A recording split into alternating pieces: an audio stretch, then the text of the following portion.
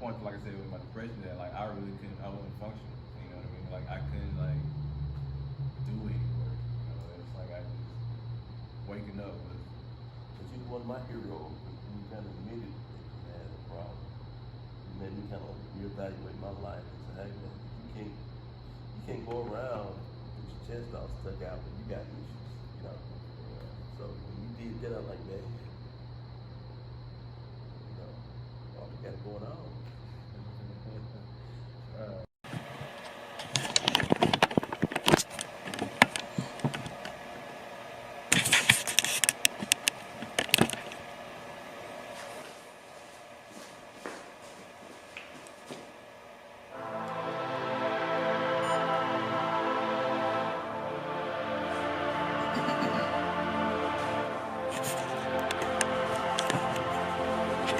Smitty did it, nigga. You can't tell, like it's can't see a book. You see it, just enough to tell, like you can't see it.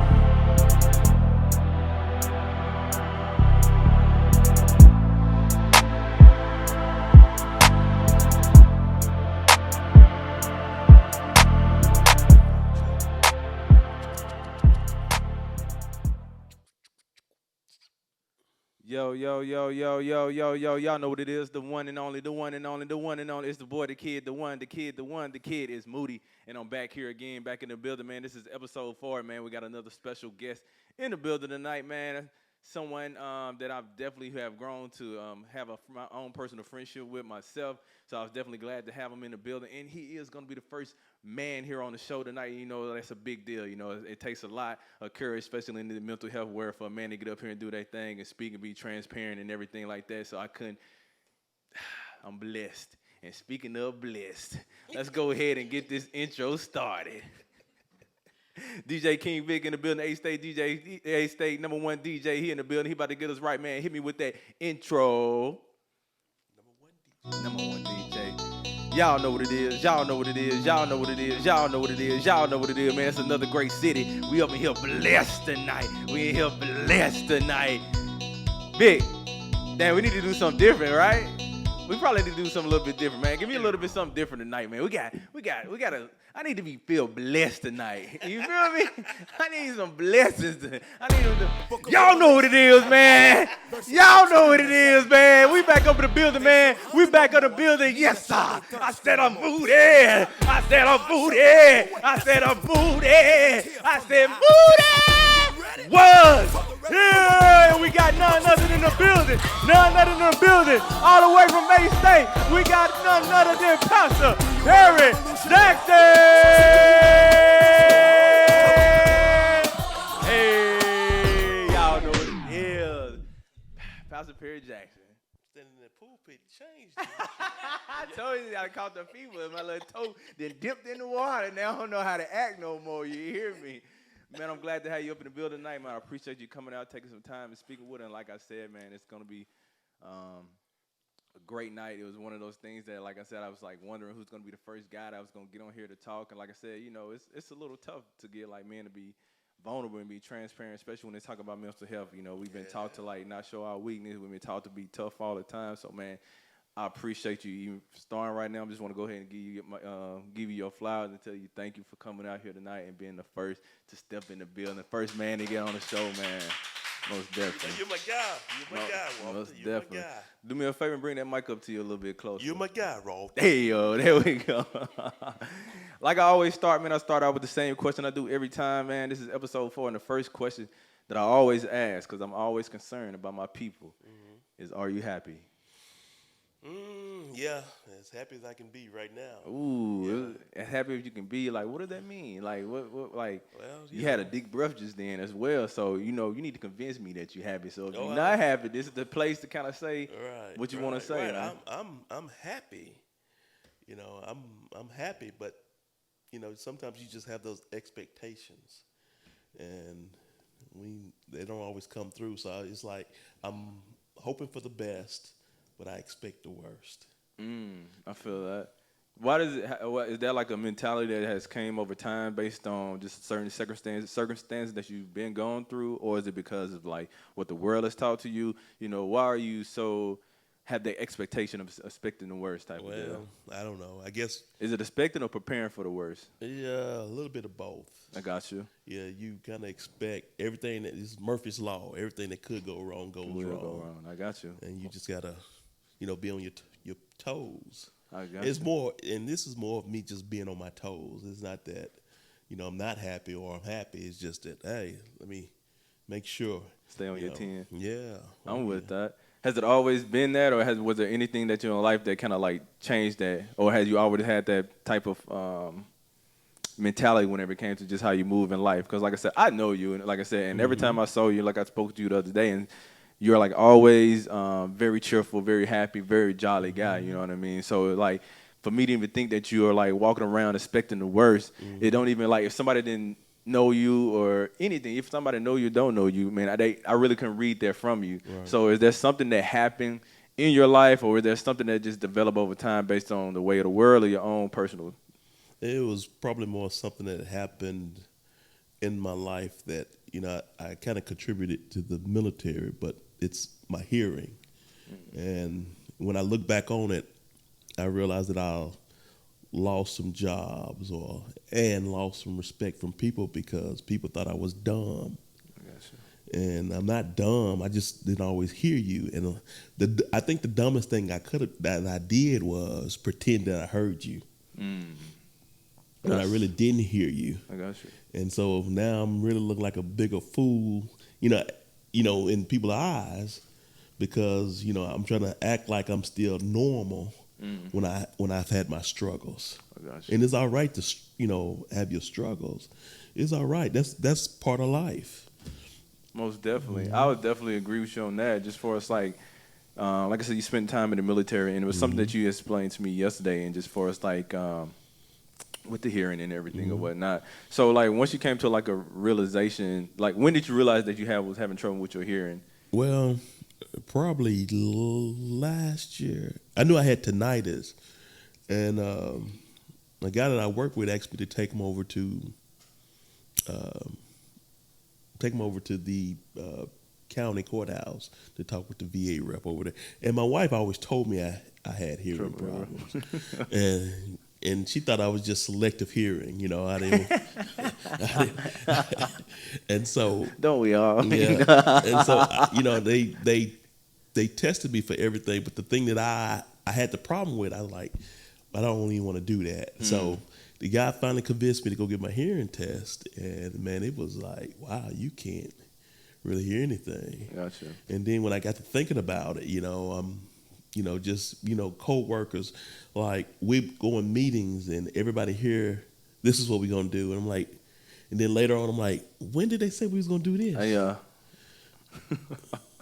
Just sit up there, like I said. I mean, what you're just saying is something that I had like touched base on, probably like in the first episode. I'm not sure. Just for us, like one thing about mental health is that like we don't show like where we're hurting at and everything like that. And that's whether it's mental health and even like I said, just that mentality as men not showing where we're hurting at physically as well. So you're not like showing and like one of the acknowledge that you might have like a lack of hearing. Oh yeah. Was that like reflective elsewhere, like I said, in your mental health? Because I know there's certain things that you had already disclosed to me, but we'll get into it.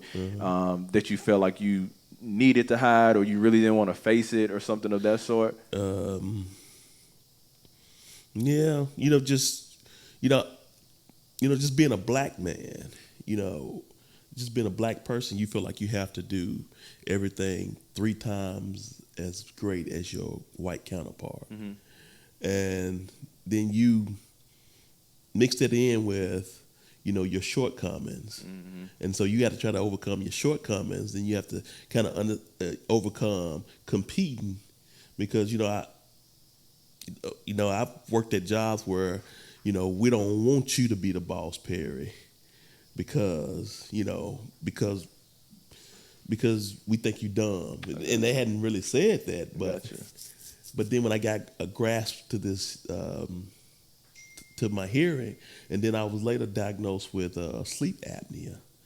And so that really just just expanding the situation 10 times because I either be asleep or I can't hear you.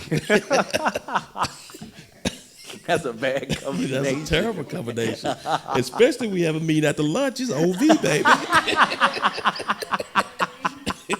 That's a bad combination. Oh my God. Okay, well I get that. Yeah, I mean, I'm not sure if I would think you were done, but I'm like definitely think he definitely relaxed over here. He in there for anything or whatnot. I mean, how with DJ Vic? Most definitely. Yeah. I got you. So I mean, I'm hearing what you definitely saying. I agree in regards to a lot of things what you're saying. Just for it's like always feeling that you got to be at a certain level 3 times his head, you know what I'm saying, versus your counterparts. And also just having the fact of being able to not allow those shortcomings, I guess, in a sense to like be shown so that way you are able to do that. A lot of things like we do is wear a mask. And that's something that like especially like I said, just in the community that we are, whether it's black, whether it's mental health, whatever the case may be, even as women, you know what I'm saying, especially black women, they always have to like so to a certain extent wear a mask or whatnot. So even with black men, like I said, in the black community, like I said, especially in the in the workforce, it is hard to like acknowledge those things or at least like be vocal about it. I was speaking with some physicians not too long ago, and they were saying that they weren't able to express their mental health problems like to like their peers and their superiors or whatever because they were in fear of like losing their job. And it sounds like some of the same thing you're going through as well, to where you didn't want to let people know, especially like in the workforce, what you might be having a problem, might be that because you didn't want to be stopping yourself from climbing up that ladder.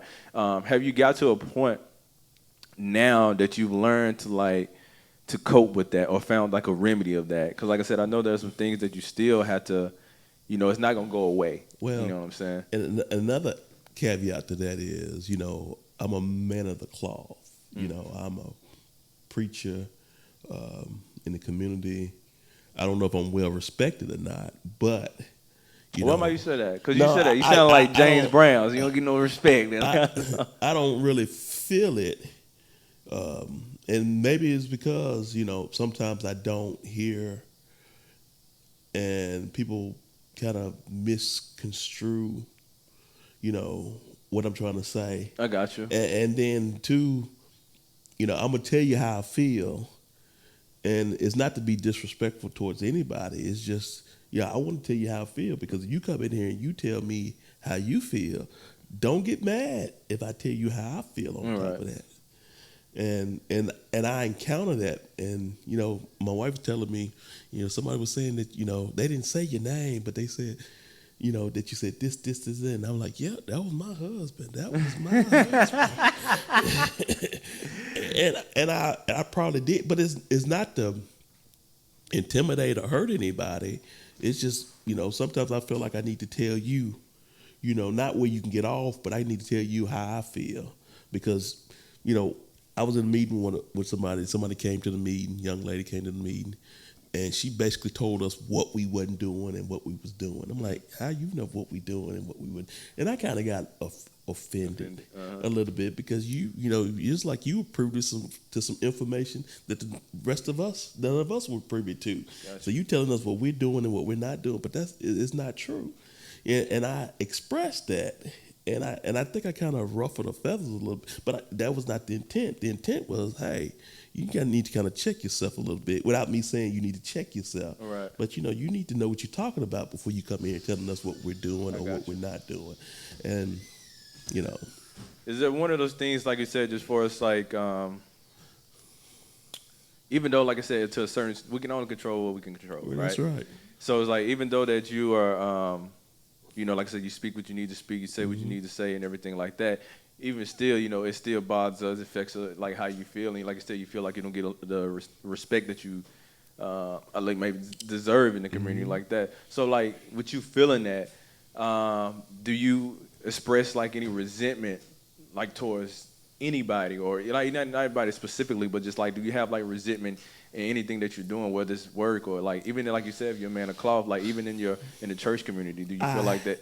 I have, because I'm still human. I hurt, right? I hurt just like anybody else, and I have, and to the point where I may just kind of look at you and like, how can you think that way?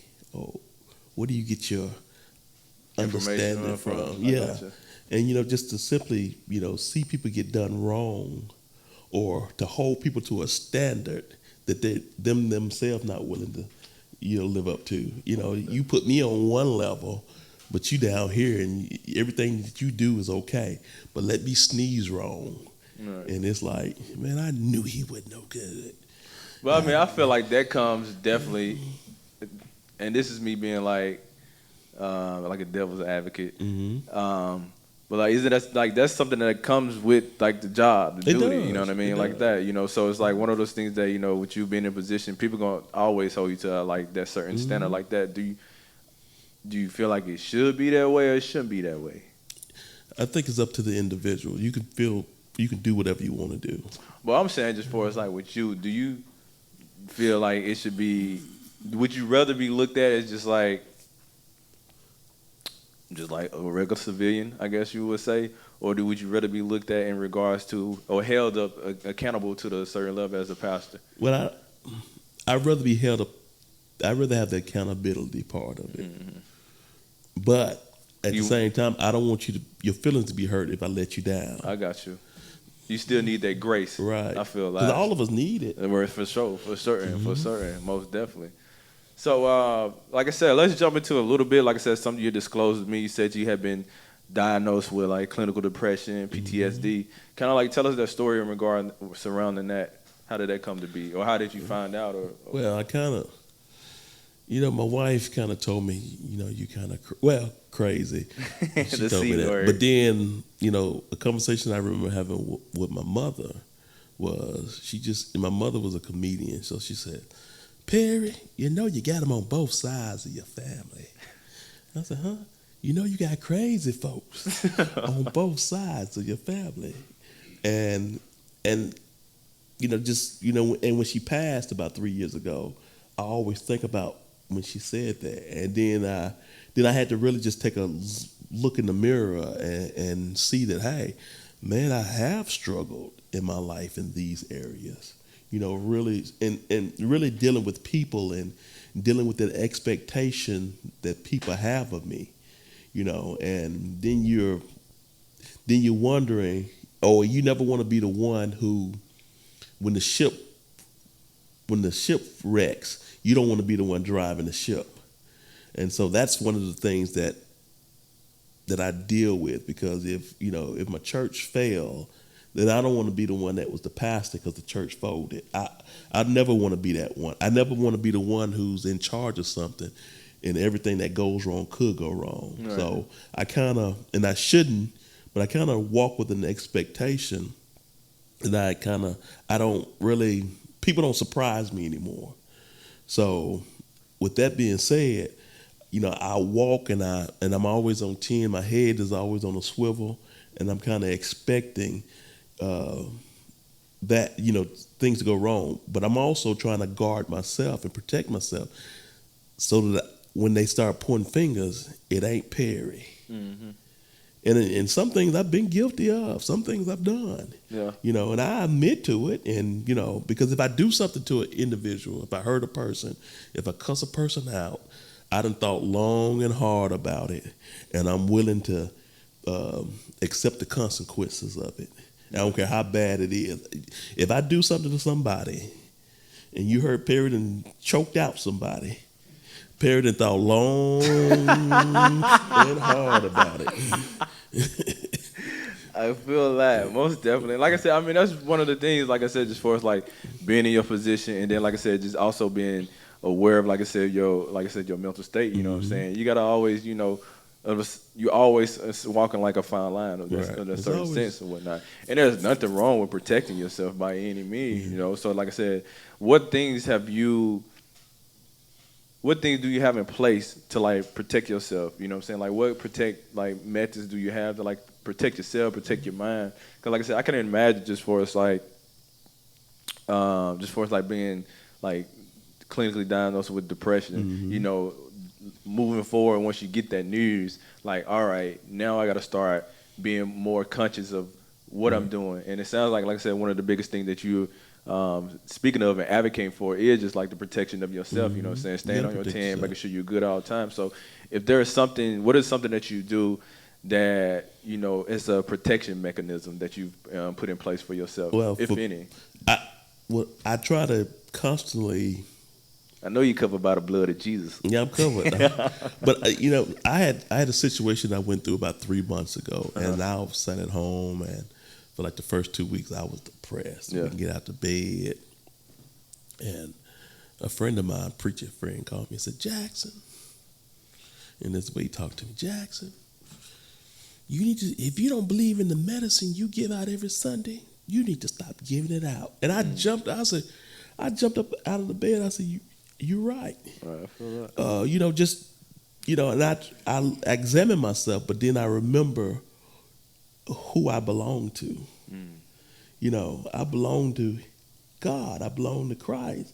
And God knew what I was before he called me. He knew that I was messed up. He knew I had anxiety. He knew I had depression. He knew I had some crazy moments. And if he's willing to accept me, then I need to accept myself. Word, like, word. Dang.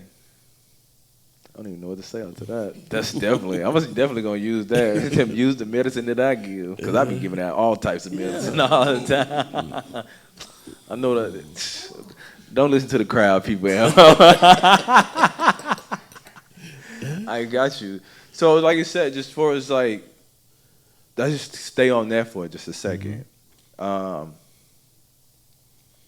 You know, one of the things, especially in the black community, whenever we're going through anything, the first thing they tell us to do is pray. You know, no matter what it is, the severity of it, it's like, man, you just gotta pray. You just gotta pray.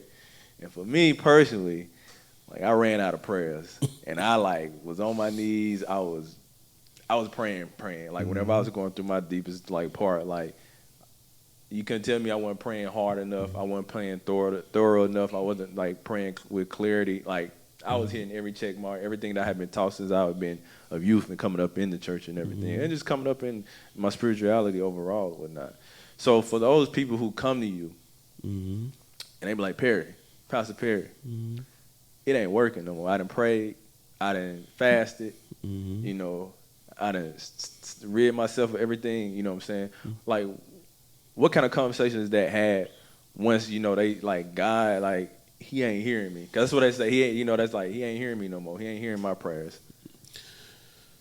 Well, you know, before I went through that about 3 months ago, God had put in my spirit probably about 6 months ago to trust him when you can't trace him. And even when I can't visibly see God, or really don't know if he's in the room, or if I can't hear his voice, I believe that he has ordered my steps. And it's the faith part of it for me.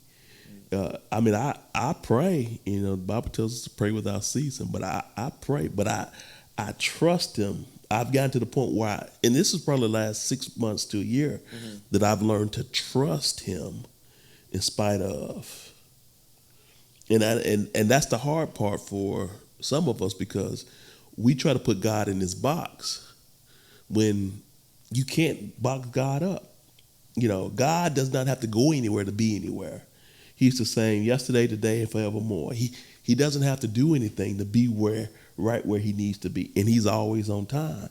And I had to grasp that part, that aspect of who God is in my life, that I don't care if my wife walks out, if my kids walk out, if something bad happened to my family, I still got to hold on to the hem of his garment and trust him. How do you get that? Like, how did you get to that level of trust? Because, like I said, I feel like that's what it really comes down to. Even like to the prayers, you know, you had to still get to the point to where, you know what, I feel like I'm actively doing everything that I can possibly do. Like I said, just for like what I have control of. There's still more. So, but like, how do you, like, what does that trust look like? Like, is that just like devoting yourself in the word, seeking counsel, or like, what does that look like for you? Or even like as far as like, what would you give advice to someone who's like wanting to increase their trust in God? Well, sometimes you just have to look back over your own life, and when you realize those times that you had storms in your life, you really made it out okay. You just didn't realize you made it out okay. Does that make sense? No, I got because a friend of mine says, Reverend Oak, Greg Oak. I said, "How you doing?" "I'm on top, man. I'm on top." And that's the attitude that's the attitude I've taken on, because I remember when I think about situations that could have been worse than what they were. I situation where a guy was jumping on this girl. I just went over there to just, hey, chill out. Right. And a few weeks later, dude mad at me and breathing in, just looking at me like, you want to, and I'm like, man, but it could have been worse than that. You know what I mean? And I thank God that it wasn't worse than what it was. So I thank God for, the things that, I think about it. I thank God for the things that didn't happen that could have happened. I got you. So more or less you build like your trust based on like reflection. Yeah. Going back and seeing where you got to and time. being able to like push you forward in those next days and whatnot. I understand. I get that. Because I could have been killed. I could have been hurt.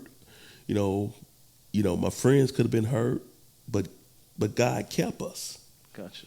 And I often ask the question, and the thing that I thank God for is this, because sometimes God protects us for the things that we don't even know is being people planning. The Bible said, "No weapon formed against me that shall prosper."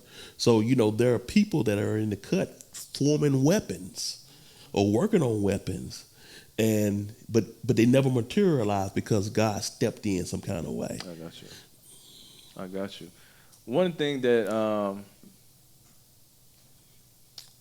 and it's not a great it's a terrible transition, but I always go to whatever comes to my head. Go ahead. Like I said, you spoke about your wife a lot. Like I said, that's for like just in that. How has she voiced to you how like maybe like your mental health has affected her? Like I said, one, she said you don't hear her, so that's one thing. So like, what else has she like voiced you? Because I know like as a whenever you have a spouse, a partner, or something of that sort, a lot of times you don't even see how much you're affecting them. And it's like you're like starting to affect their mental health. Right. They're like, especially when you are married, you're one, like they're starting to feel it in a different way than you are. So has she voiced anything to you that, that you affected her mental health based on your own? Yeah. And I guess the biggest, when you're in a relationship, nobody wants to seem like a fool. Well, especially your wife, or especially the other, and I put her, early in our marriage, I put her in some precarious predicaments, some really crazy spots, and I think it did affect, it affected both of us, but that's the love of my life. She stuck with me when she see me at my worst, right. And she still stayed with me, and at times she encouraged me, and then my wife is like the professionals. I learned a lot from her about being professional, and she's gonna keep a straight face, even though she may feel like, this joker doing me wrong. He done me wrong. Now she won't say it, but she's at the what they call a sister straight lace. That's sister straight lace, and she's always gonna be that professional, and and I know that I rocked her a few times. I got you. But I thank God that God kept her. I'm with that. I love it. I think this is a perfect spot. Just go ahead and take a break, man. We're going to take a little quick break real quick, and we're going to come back for the second portion. We're here with Pastor Perry Jackson. We're going to talk a little bit more, especially about the black community and mental health, man. We're going to touch base on that. So in the meantime, between times, you got to go to the bathroom, get some water, get some popcorn, because there's always going to be a show, and the show is Moody Wuz Here, and we'll be right back.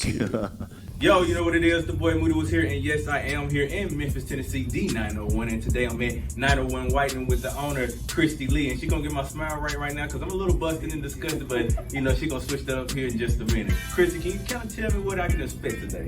Yes, so today he's gonna be getting a double cosmetic whitening treatment. We're gonna white and brighten his smile, gonna take it up a notch. He already has an amazing smile, but we're gonna make it more brighter, wider. I like to hear right there. I'm trying to get a little brighter, a little wider, so we're gonna get this thing jumping here in just a second. So y'all stay tuned and check me out.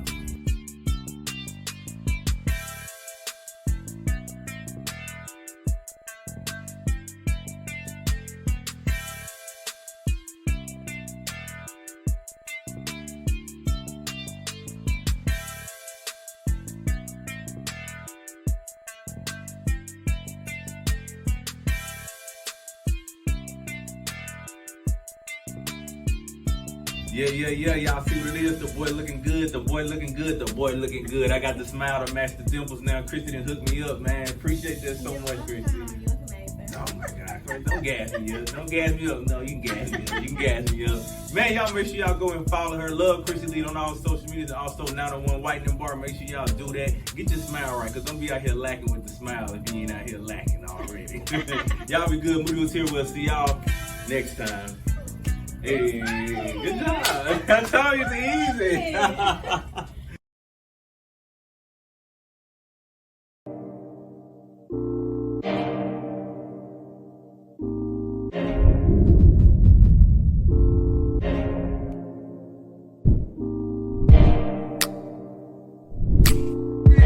So without further ado, man, hey, I'm gonna bring up the boy Antonio Cash. Get a boy a round of applause, man.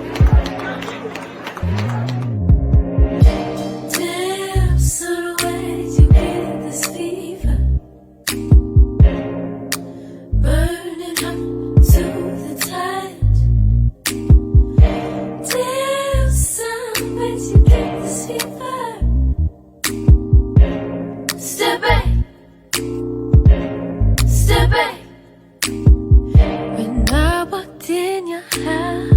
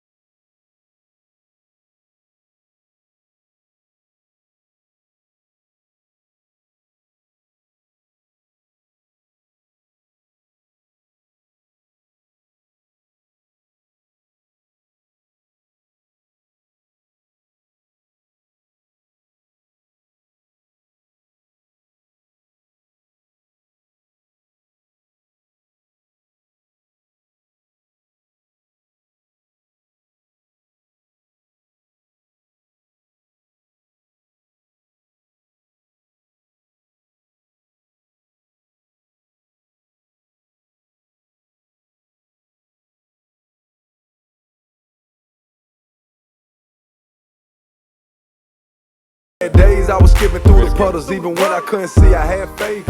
Yo, y'all know what it is when we back in the building. Moody Wuz here, and yes, I'm always here as always. And then I got none other than Perry Jackson in the building, man. So we're gonna keep this conversation going. Before I get going, this is one of my favorite Perry stories.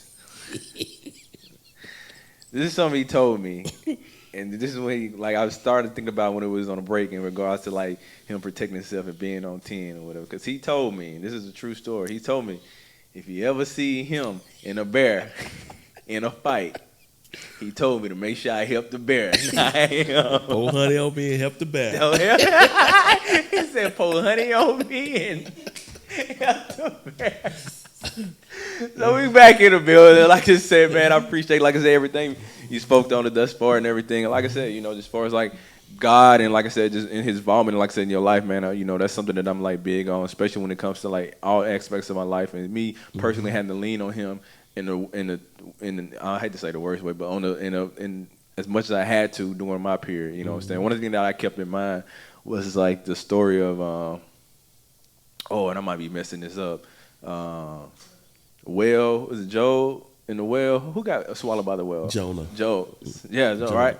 So like that was one thing that I always kept that story in my head as I was going through my picture, because like no matter what I said, I'm not gonna like curse God. No matter how big it was, I feel like I've been engulfed by this well of life at this point. Like I said, I'm not gonna curse God because there's no point that He doing it or nothing like that.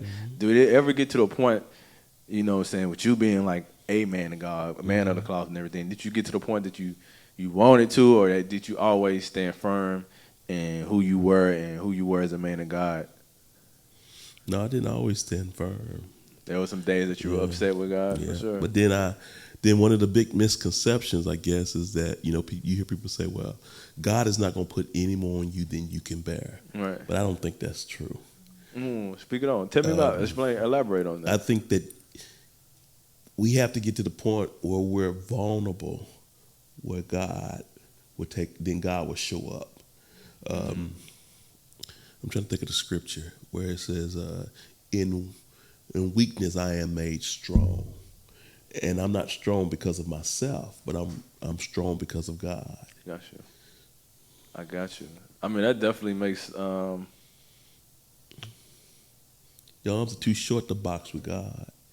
No, I get that. Like I said, that vulnerability, that's really comes. That got that just really stuck in my head, as far as like allowing yourself to be vulnerable for someone to even, not even just God or whoever, to allow that help to come into your life and whatnot.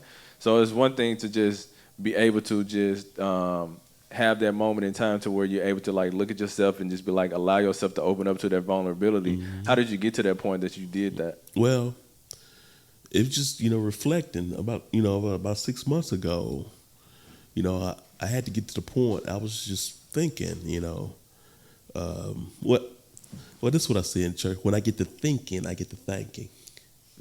I got you. Yeah. I got you. So when I get to thinking about all the stuff that God brought me through, I can't do anything but thank Him. I got you. Because it was Him who stepped in, and it was Him who showed up and showed out. It was Him. Because, it's been times nobody's ever pulled a gun on me, but people have threatened to shoot me. I had like 3 guns pulled on me. I ticked a lot of people off. I feel that. And so nobody, they say, I'm going to get the gun. Yeah. I stood there like a dummy.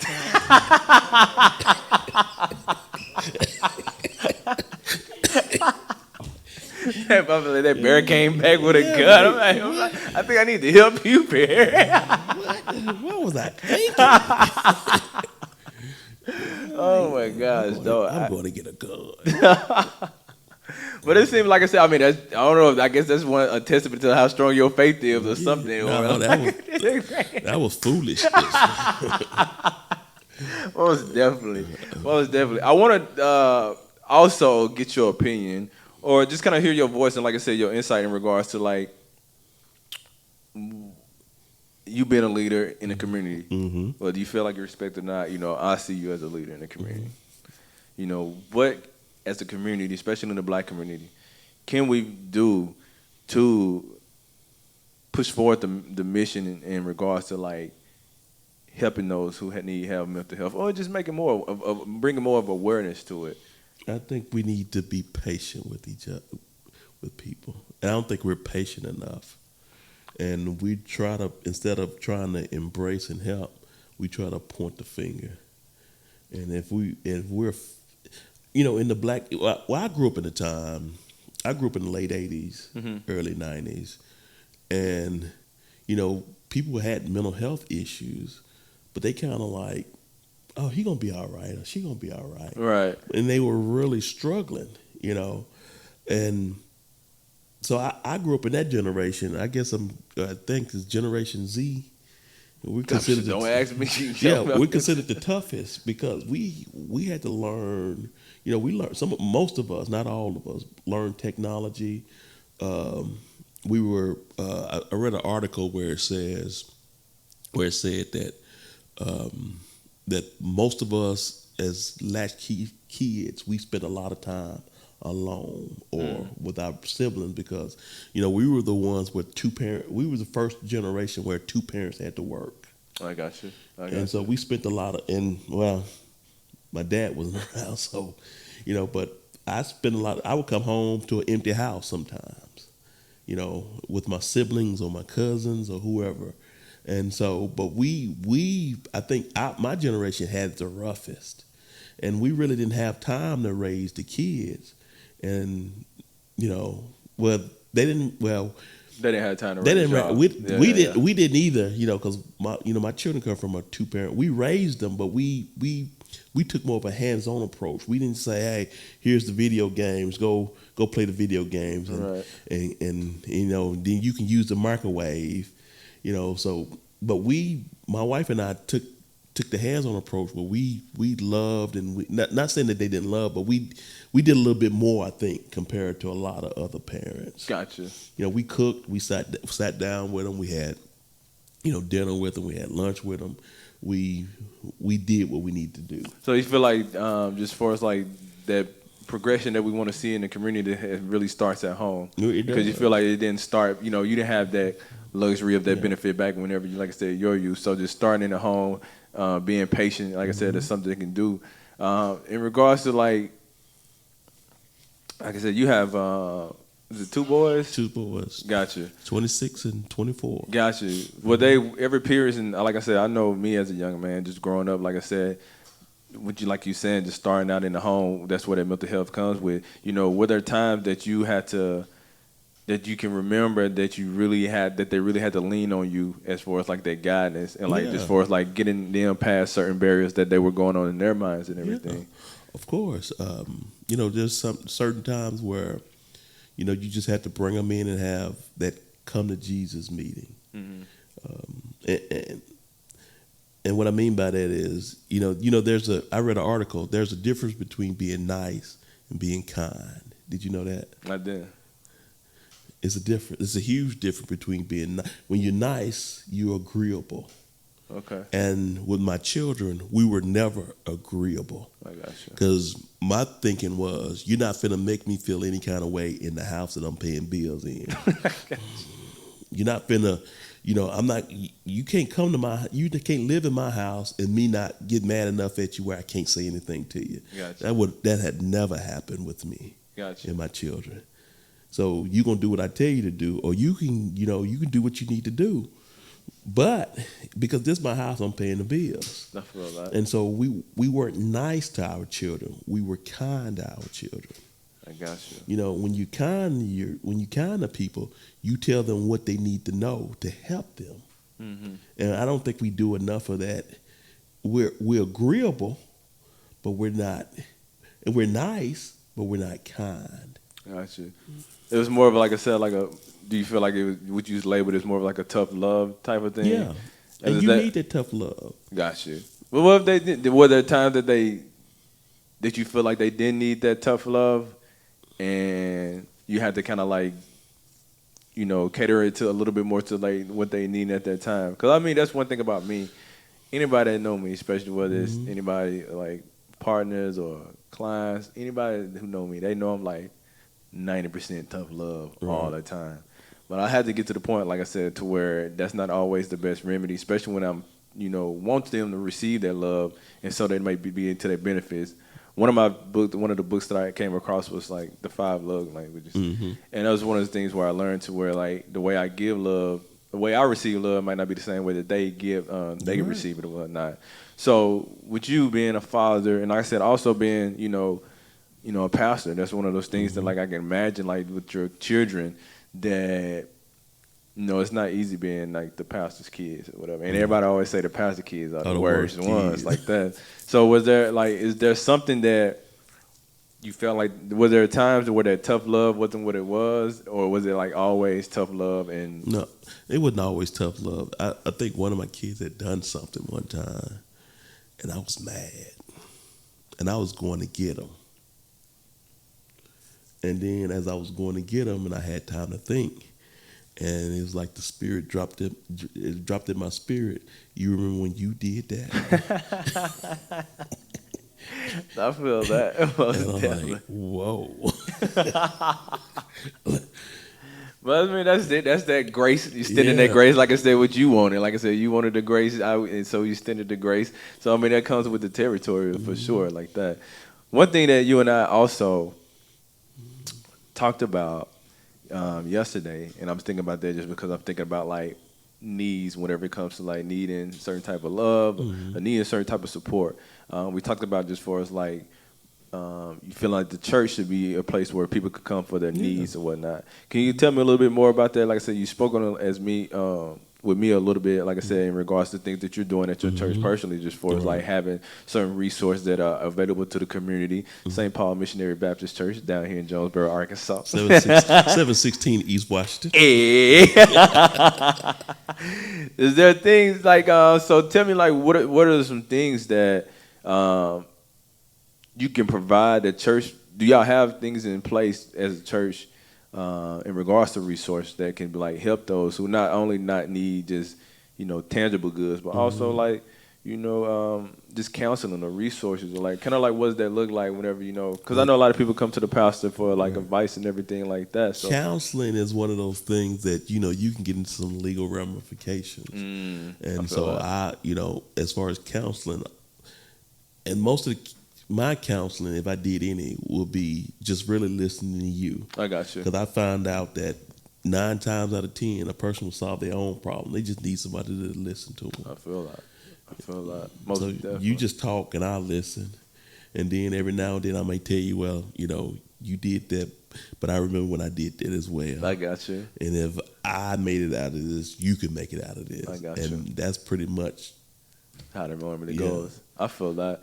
And also, like I said, just to keep picking back in on that, because like I said, I want definitely, what you said definitely stuck with me, just for like the church being a place of like needs or whatnot. Tell me more like your thinking like that, or your psychology when it comes to like that surrounding. Like I said, I know you was telling me about a certain chapter in the Bible of like Acts 6, if I'm not mistaken, or something of that sort. I think it was chapter 2 where the people gave and they laid it at the feet of the apostles, and then people would come and get as they had need. Gotcha. So I think the church should be for the community, and I think that you should be able to come and get as you have need, not because you want it or you just trying to be greedy. But by the same token, it's like everybody that's in the church, they're for the church. We want all we can get for the church, but what does the church really do to really help the community? And so when we get like clothes, we had a clothes closet. We had, when I get stuff from people always call me and say, hey, man, we got boxes of toothbrushes, we got deodorant, we got this and that.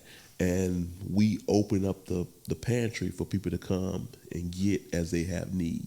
Gotcha. And we don't go in there and follow them around the store like, we don't do that. But you hurry up and buy.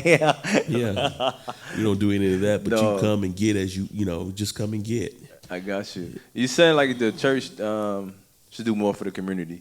Like, what does that look like? What does that look like overall? Like I said, in a perfect world, in a perfect Pastor Perry Jackson world, what would the church be doing for the community? And then vice versa, what would the community be doing for the church? Because like that's a big argument whenever it comes to, or debate, I would say, when it comes to like, separating the church and the community, separate the government, whatever the case may be. You know, that's something that comes up in the topic a lot. So what is something that in a perfect world that the church can be doing for the community and vice versa, the community can be doing for the church? Well, the community can give to the church, and I think that if we thought about our own situations, you know, what we needed when we needed what we needed, right?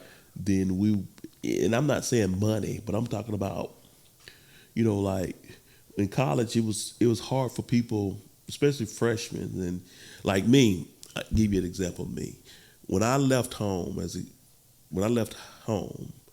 I was the oldest of 6 kids. And my mother gave me $45 and said, you know, you got brothers and sisters here. And this is all I can really give you. Gotcha. Well, I had to spend $25 of it for a housing application. I got $20 left. And I ended up going to this, meet my wife, and I ended up going to church, this place called Fresh Oil.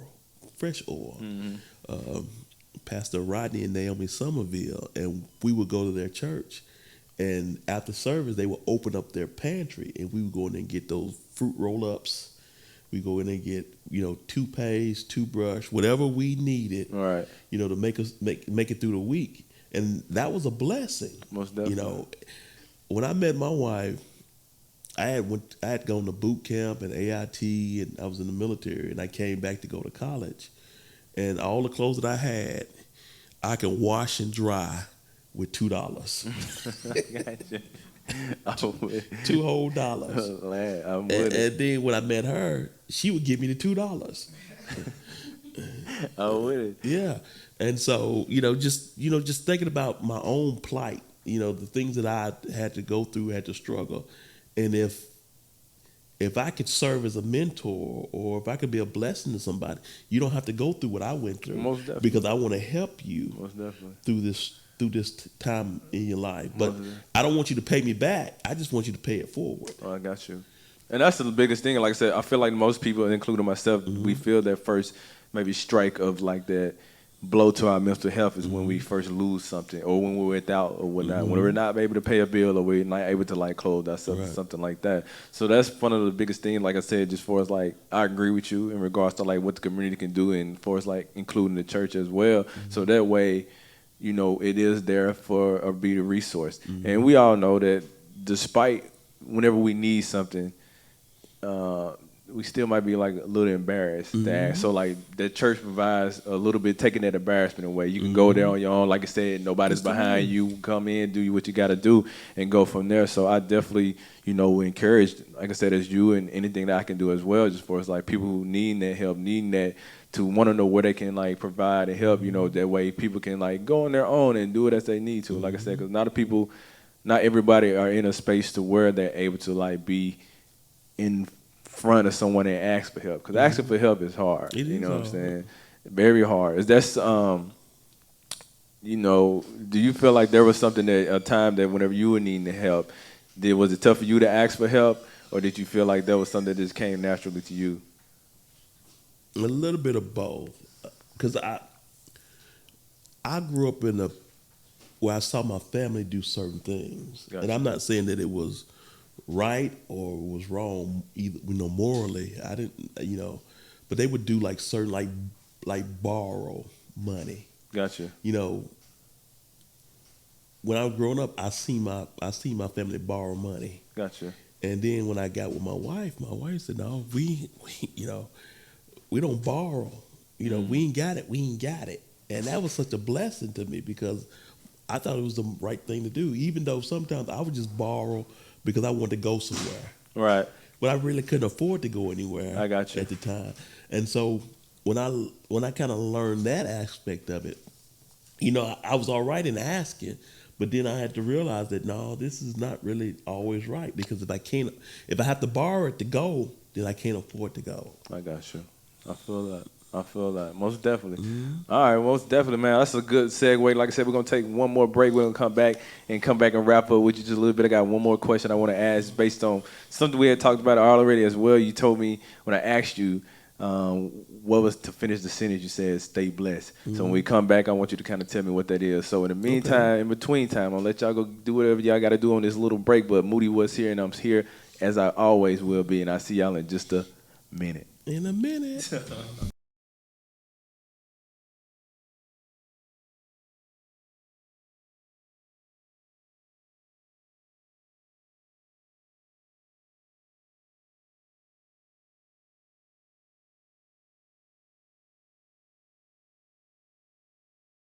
Yo, you know what it is? The boy Moody Wuz here, and yes, I am here in Memphis, Tennessee, D901, and today I'm at 901 Whiting with the owner, Christy Lee, and she gonna get my smile right now, because I'm a little busted and disgusted, but, you know, she gonna switch that up here in just a minute. Christy, can you kind of tell me what I can expect today?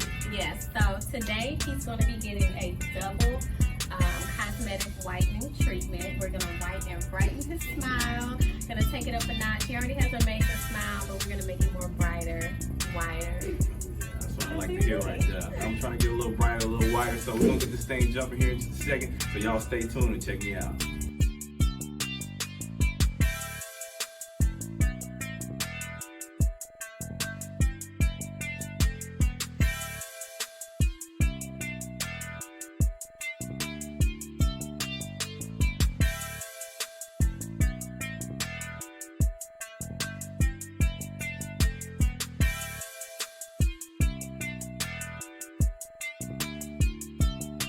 Yeah, y'all see what it is? The boy looking good, the boy looking good, the boy looking good. I got the smile to match the dimples now. Christy done hooked me up, man. Appreciate that so much, Christy. You look amazing. Oh my God, Christy, don't gas me up. Don't gas me up. No, you can gas me up. You can gas me up. Man, y'all make sure y'all go and follow her. Love Christy Lee on all social media and also 901 Whitening Bar. Make sure y'all do that. Get your smile right, because don't be out here lacking with the smile if you ain't out here lacking already.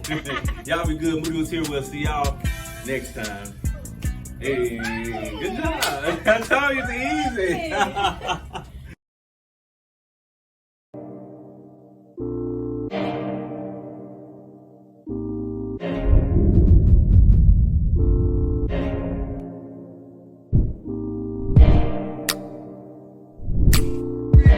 So without further ado, man, hey, I'm gonna bring up the boy Antonio. Can't get a boy a round of applause, man.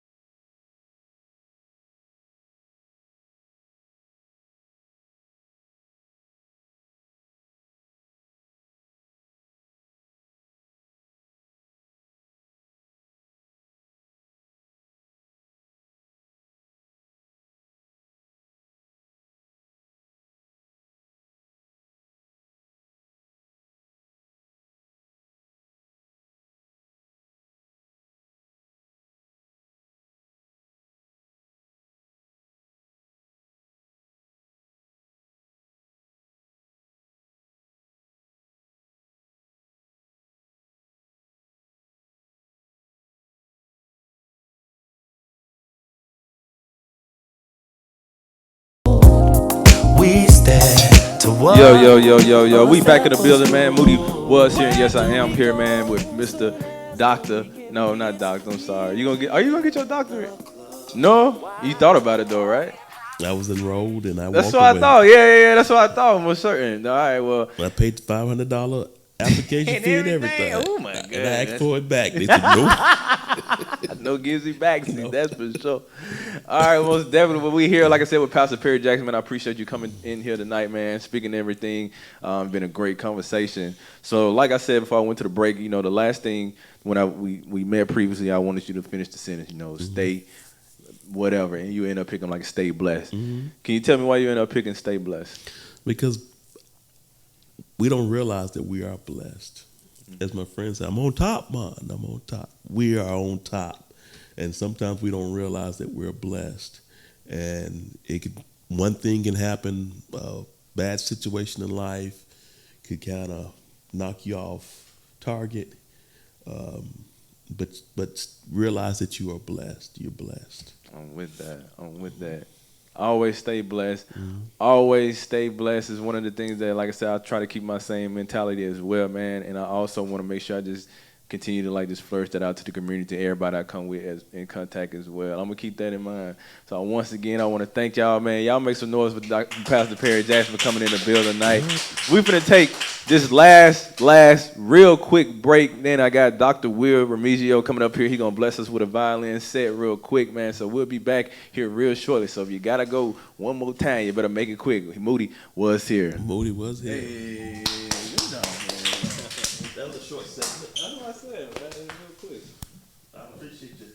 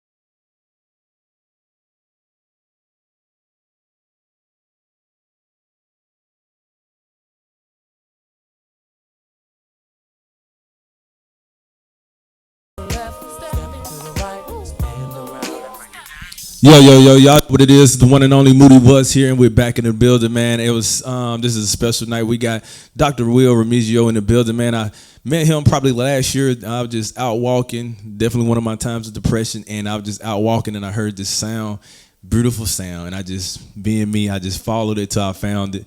And he was out there just playing, like I said, in front of the library, man, some of the most beautiful sounds I had ever heard in my life. I really haven't seen or been around a violinist growing up from where I was from. So tonight, man, we got Dr. Wil Remigio in the building.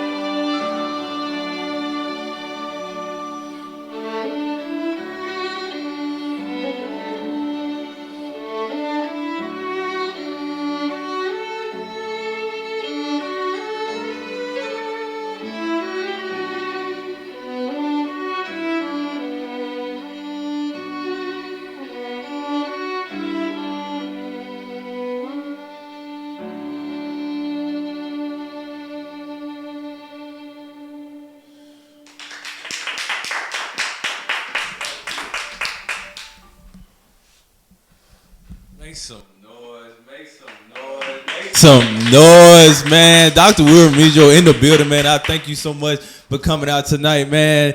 Y'all know what it is. Been another night, another great night. Moody Wuz here, man. Y'all make sure y'all like, comment, and subscribe, man. And we're going to see y'all next time when I see y'all, man. I appreciate the love. Y'all continue to do y'all part in this community, man. I can't do this alone, man. Y'all do y'all part as well. Y'all stay good. Until the next time, y'all stay blessed.